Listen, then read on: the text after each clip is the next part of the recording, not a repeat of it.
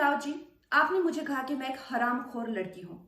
आप एक सरकारी मुलाजिम हैं, एक मंत्री, आप तो जानते ही होंगे कि इस देश में हर दिन नहीं, हर घंटे कितनी लड़कियों के बलात्कार हो रहे हैं, कितनी लड़कियों का शोषण किया जा रहा है, उनकी बॉडीज काट के ऐसी डाल के फेंक दी जा रही है, उनकी काम की जगहों पे उनको गालियां दी जा रही है, उनका अपमान किया जा रहा है, उनके खुद के पति उनके कान, नाक, मुंह, कान, जबड़े तोड़ रहे हैं। और आपको पता है इसका जिम्मेदार कौन है? इसका जिम्मेदार है ये जो मानसिकता आपने, जिसका भौंडा प्रदर्शन पूरे समाज के सामने, पूरे देश के सामने किया है, वो मानसिकता इसकी जिम्मेदार है। और इस देश की बेटियां आपको माफ नहीं करेगी संजय जी। आपने उन सब महिलाओं का शोषण करने वालों को सशक्तिकरण किया है, इस देश की बेटियां आपको माफ नहीं करेंगी। और जब आमिर खान जी ने कहा था मुझे इस देश में डर लगता है, तब उनको किसी ने हरामखोर नहीं कहा, या जब नसीरुद्दीन शाह जी ने कहा था तब उनको किसी ने हरामखोर नहीं कहा। जो मुंबई पुलिस की मैं तारीफ करते हुए नहीं थकती थी, आप देख लीजिए मेरे पुराने कोई भी इंटरव्यूज, आज जब वो पालघर की लिंचिंग में साधुओं को के सामने वो कुछ नहीं करते हैं, खड़े रहते हैं, या एक लाचार बाप जैसे कि सुशांत के पिताजी उनकी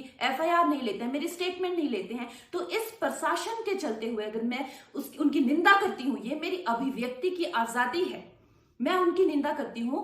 संजय जी, मैं आपकी निंदा करती हूं, आप महाराष्ट्र नहीं हैं, आप ये नहीं कह सकते कि मैंने महाराष्ट्र की निंदा की। और संजय जी, मैं 9 सितंबर को आ रही हूं, आपके लोग कह रहे हैं कि आप लोग मेरा जबड़ा तोड़ देंगे, आप लोग मुझे मार डालेंगे। आप लोग मुझे मारिए, क्यों? क्योंकि इस देश की जो मिट्टी है वो ऐसे ही खून से सींच कर इस देश की जो गरिमा है और अस्मिता के लिए न जाने कितने लोगों ने अपनी जान दी है। और हम भी देंगे संजय जी, हम भी देंगे, क्योंकि हमको भी वो कर्ज निभाना है। मिलते हैं 9 सितंबर को। जय हिंद, जय Maharashtra.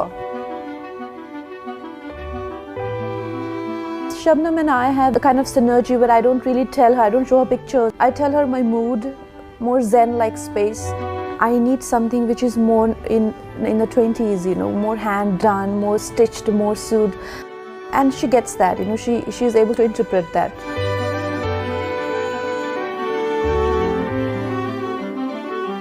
Lately, for past 3-4 years, I have been very aware of the ecological footprints that I leave behind. The office is 100% going to be plastic free.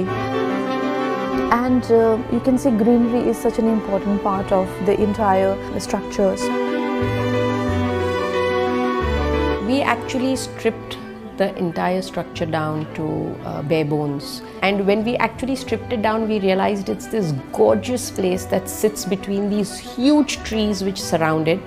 There was no lighting on the west side whatsoever. We had to create a small cavity to be able to let some of the light stream in. We recreated the entire facade. We zeroed in on the color palette that we thought would be a very gender neutral color palette. We didn't want to go down the route of posters. We didn't want to go down any cliche. And since she is very European in her styling, we decided to go down that route.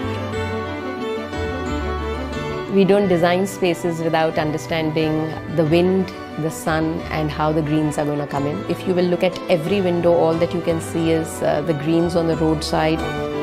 I think the world will be an extremely dead place if there weren't greens.